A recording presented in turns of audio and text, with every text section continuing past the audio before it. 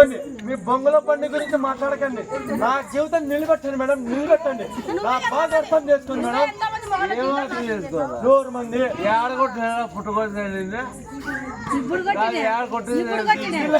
ఎట్లా మాట్లాడుతున్నావు అయ్యా?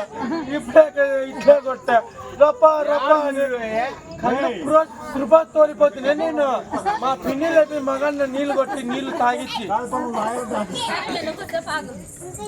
Okay madam. అంతా పుణ్యం నన్ను ఒకటే మాట్లాడుతున్నాను. అట్లుంటారు మనతో.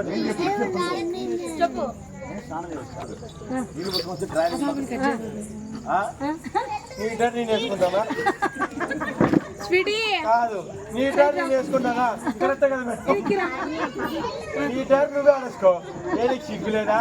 నేను స్నానం చేసిన చేతులు లేవా? ఏ మిమ్మల్ని నేను నేర్పిలేదా?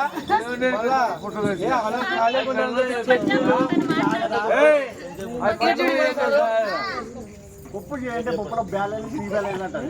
మాకెళ్ళి ఆ బ్యాలెన్స్ బ్యాలెన్స్ అన్నారు కానీ ఆ బ్యాలెన్స్ చెప్పాలి కదా, చెప్పాలి కదా మేడం.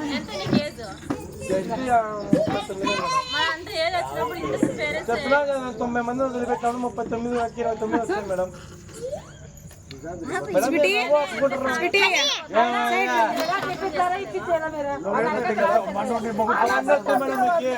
మా పిన్ని చెప్పినట్టు నాకు విడాకులు ఇప్పిస్తారు.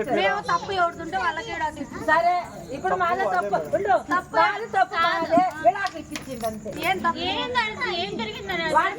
చేయడం పనికి రావడం మీకే తెలుసు, వచ్చినాడు కాబట్టి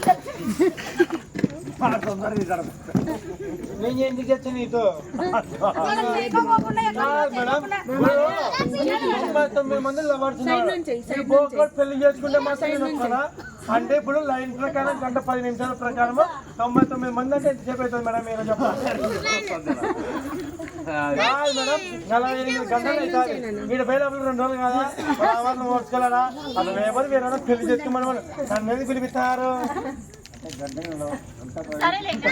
లెక్కలే రావు కానీ నీకు చల్లం కాదంట. నీకు మళ్ళా ఏమో మన నాకు అవన్నీ తెలుగు. మా చాలా సాంప్రదాయమైన కుటుంబం. ఏమో మేడం మా చాలా సాంప్రదాయ కుటుంబము. మామో పొద్దున్న లేస్తే కళ్ళైతే ఒక కలగా చూడండి మేడం.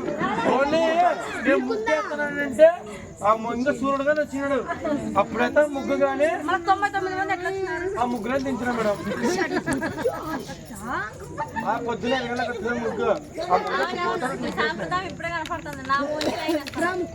మా సాంప్రదాయం అట్లా మానవా పనికి